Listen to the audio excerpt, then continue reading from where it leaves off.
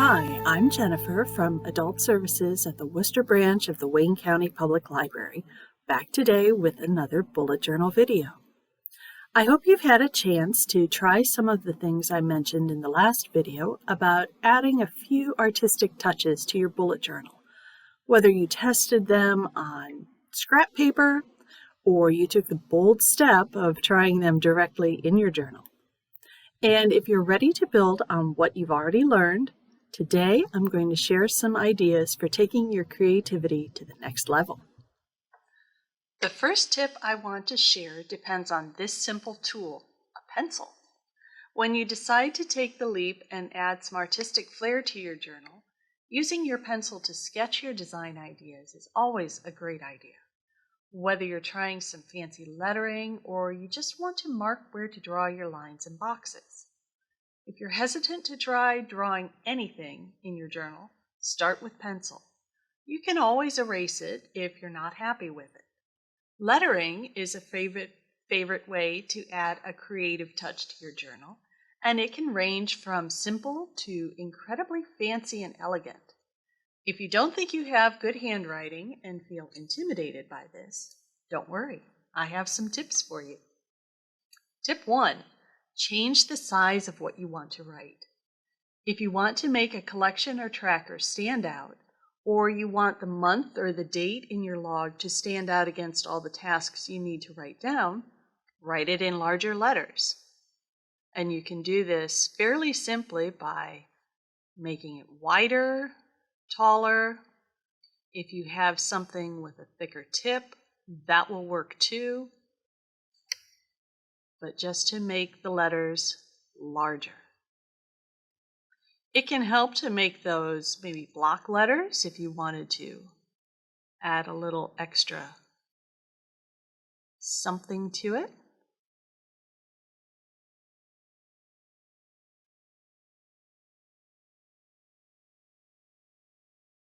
And so on.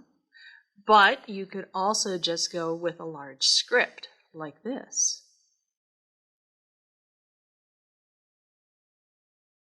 And if you take up most of the page going across, that's okay too.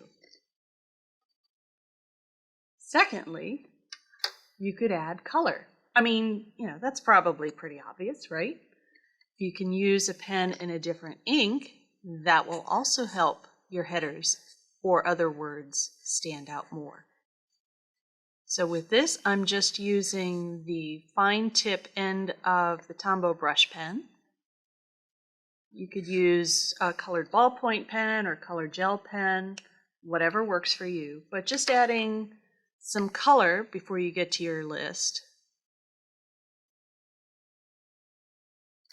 makes it stand out even more. Tip number 3, as I said, what pen you use matters depending on the size and style of the tip. So this pen that I use is a fairly fine point. It's not going to usually make too big of headers unless you're making large letters like this. But you could go with something a little bit thicker, like a thicker gel pen or micron pen or marker. And if you use that thicker tip like I did here, those words are going to stand out a little more, even if you use the same handwriting style. Tip number 4, you can fake it. You can make either your print letters or your cursive letters look more like calligraphy by adding thickness to the downstrokes of your pen. So I'm just going to print out Thursday. And when you do this, give your letters a little more space. Make them a little wider, a little bit of space between them. Because then what you're going to do is come back and on the downstroke, you can add another line and fill it in.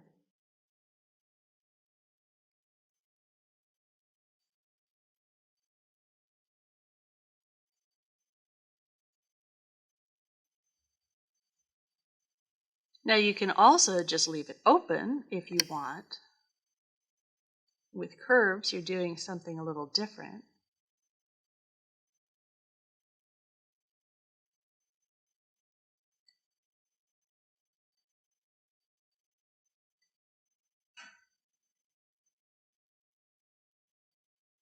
But that's one way you could do it. This will work also with,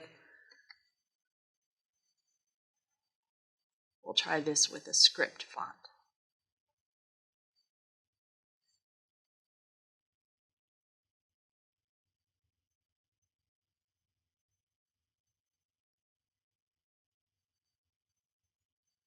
When you get to that curve, just kind of taper the end in and fill in as well.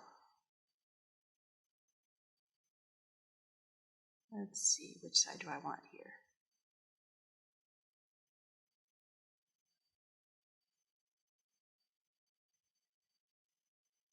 Sometimes you just have to experiment to see which side it looks best on, because sometimes I'm not always sure. But that's how you can thicken the lines to make it look a little more like calligraphy. Tip number 5, excuse me, if you have a brush pen like this, you can give your lettering that, excuse me, a calligraphy feel, even if you aren't using a calligraphy font. So again, I'm going to try and write something in script. Let's do Friday. And what happens is with this brush, that downstroke, depending on the pressure you use, gets a little thicker.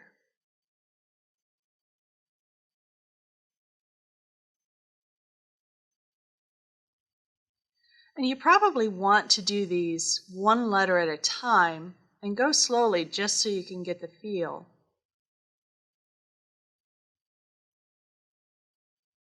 For how that works.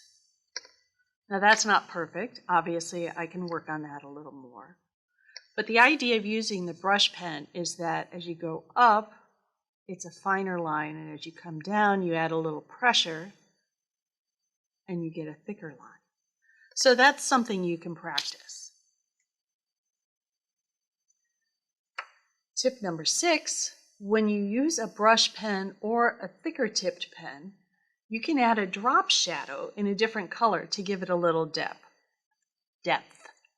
Sorry, I can't talk today. So let's try with Friday, and I'm going to use this fine liner again. And I usually think of the light coming from this direction, so the shadow is going to fall this way. So I usually have it follow that downstroke. And you can make that drop shadow as thick as you like. Sometimes just tracing along the edge is nice. So I'll usually do the right side and then the bottom.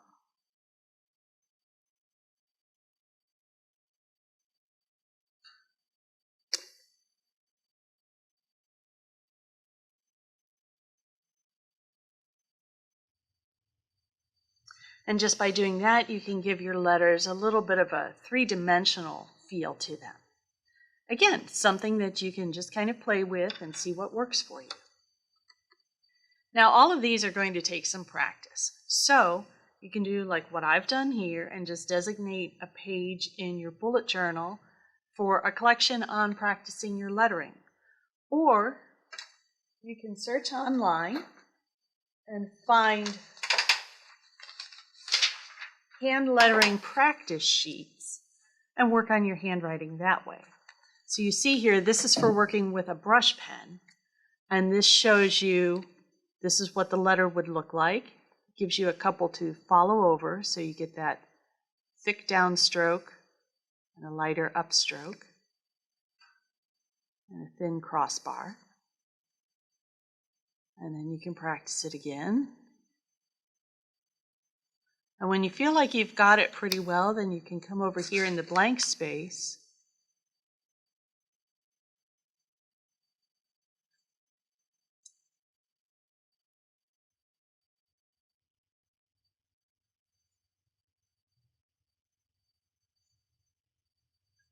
and try it again and again. Since hand lettering offers such a wide array of possibilities, this is something I will cover in more depth with more examples in a future video, so stay tuned. Next, let's look at borders and banners, which you will probably use mostly on collection pages. It's really amazing how just simple lines or banners can define the space on your journal page and make it look more artistic. Borders can be simple ways to frame your pages or half-page collections and can consist just of a simple line around the outside of your collection or a second line just inside it to make it look a little more elegant, like I've done on my goals page here. If you want to try making something that looks a little more impressive, let's flip to my books read page here. And you can see I've got that same double border, but I have a little detail at each of the corners. So let's find a blank page, and I'll show you how to do that. You're going to start, this works really well with the dot grid pages, but you could probably do this on any other kind of page as well. So just give it a try. Again, you could do this with pencil if you want to. So here with the dot grid, I've got dot, dot, dot, and I'm going to go with this dot and this dot here. And I'm just going to make a loop that connects them. And I'll do that in each of the corners. They're not all going to be the same. We're just not aiming for perfection here. We're aiming for trying something new.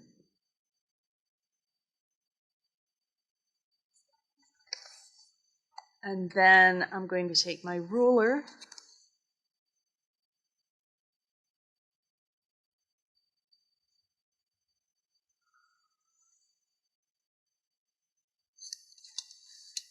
I could have done that better, but still pretty good. And we're just connecting these loops here.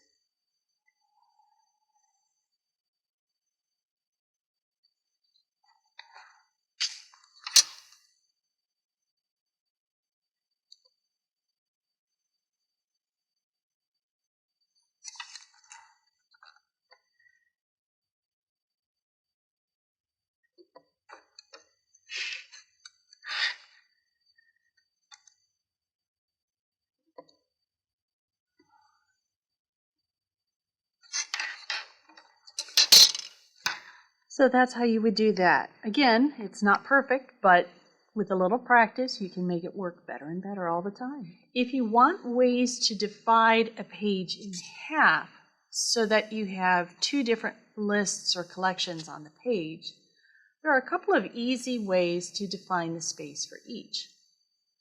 First is to make your header take up the entire width of the page.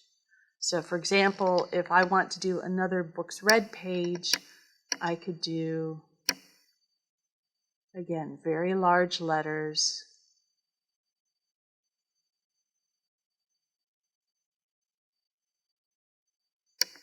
That fill up that space.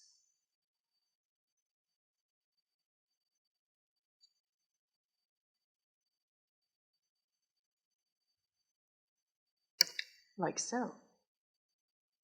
Or if you wanted to write the title in script, you could use long flowing lines at the beginning and at the end of the line. So say I wanted to do that down here.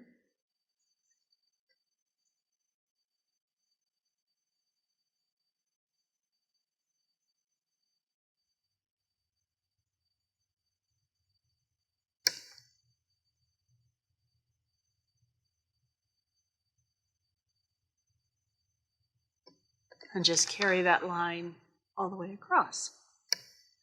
Of course, you can also use a strip of washi tape to delineate those spaces. So whether you do a piece that goes all the way across the page, just a partial one, that's up to you, but you can do that as well.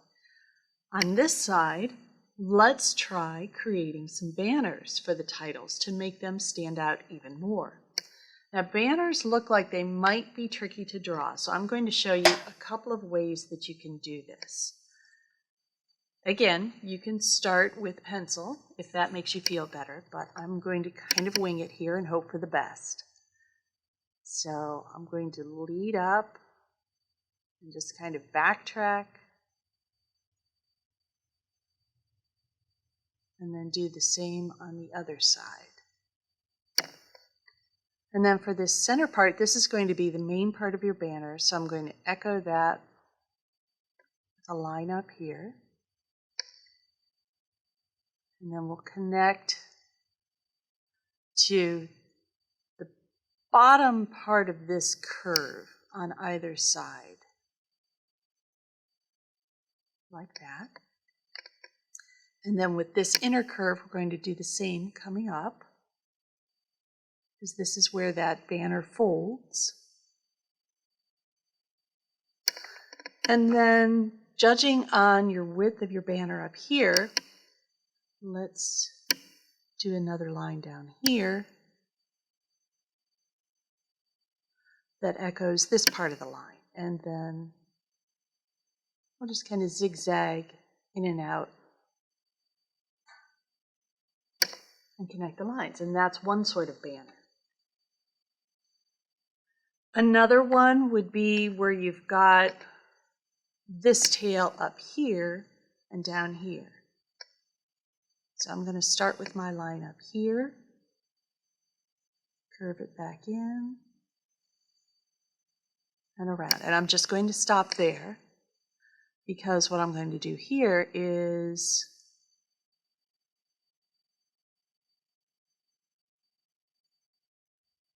echo that line here and then again back and out.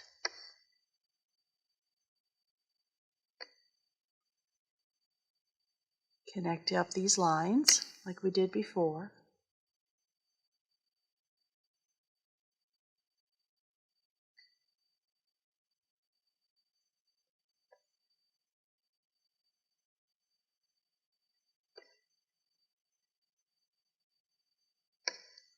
And there you have another kind of banner. And if you don't want to freehand a banner, that's where you can get your stencils out and try something else. So here's a little one I'm going to just outline.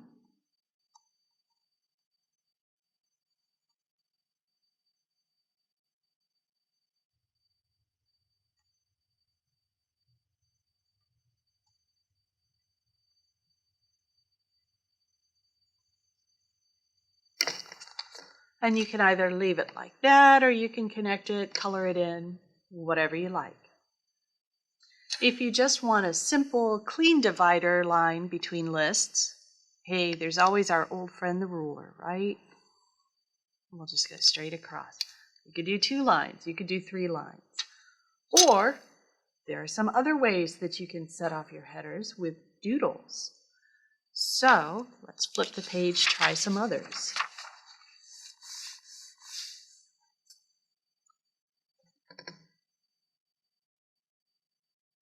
So we'll start just with our header. And yes, being a librarian, I always like to fall back with books. Let's try. You can do just simple lines like that.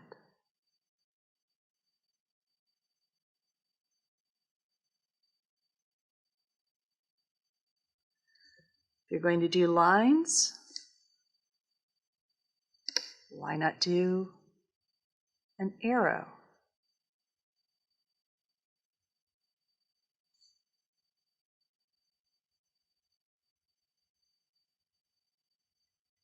Of course, that's very simplified. You could always thicken that line up. You could do it in different colors, whatever you like.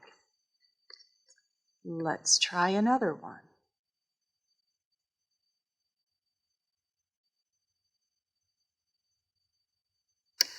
This time, how about we do kind of wavy lines and then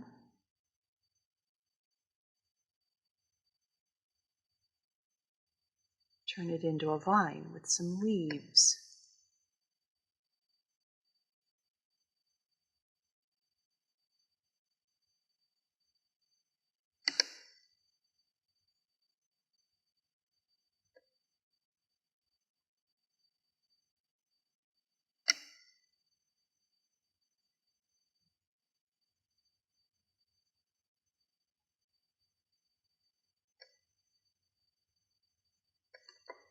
So there's some other ideas.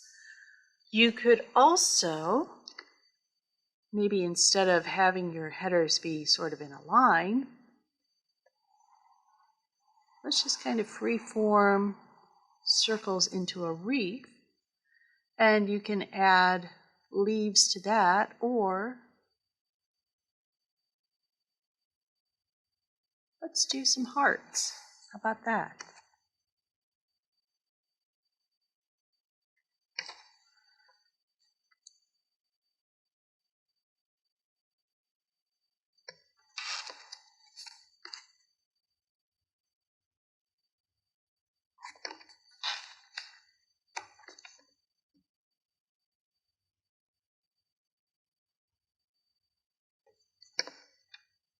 So you could do something like that. Another thing you might do is maybe instead of headers like this, start your title over to the side.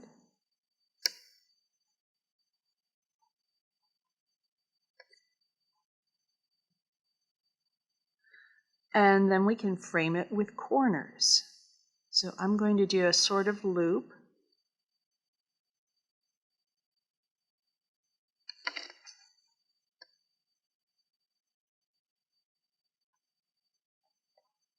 That frames it like that. You could also do something simpler like lines. Maybe a star in the corner.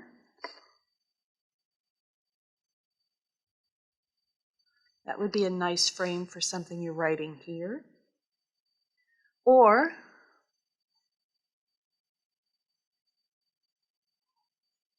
without making that corner too obvious,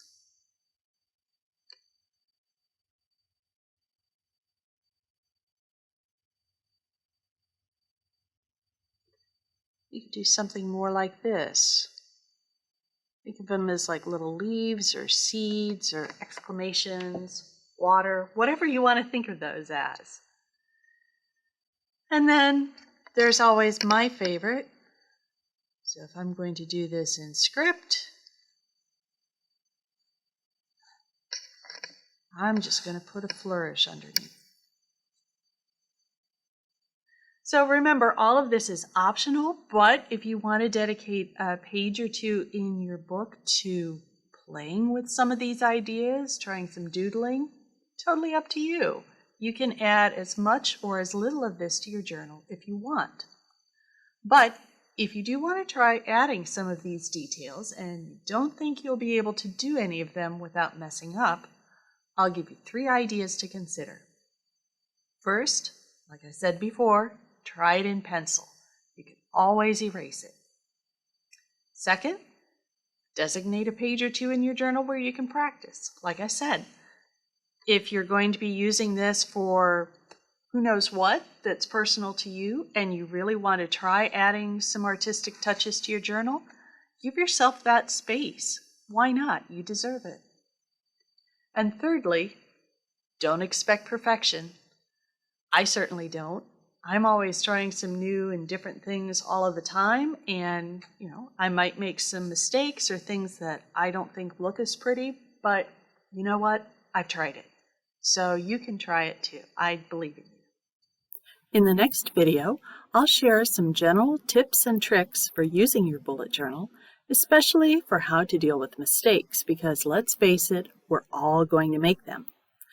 I'll have ideas for how to fix mistakes, how to have fun with washi tape, and how to explore different ways to organize your journal. If you have questions, drop them on the library's Facebook page or in the comments below, and I will try to answer them. Don't forget, the Bullet Journalists group meets the third Saturday of the month on Zoom, and we talk about what we're learning from our journals as well as sharing some of our experiments. If you're interested in joining us, you can register for the Zoom meeting through a link on Facebook or through the calendar of events on the library website at wcpl.info. And until the next video, happy journaling!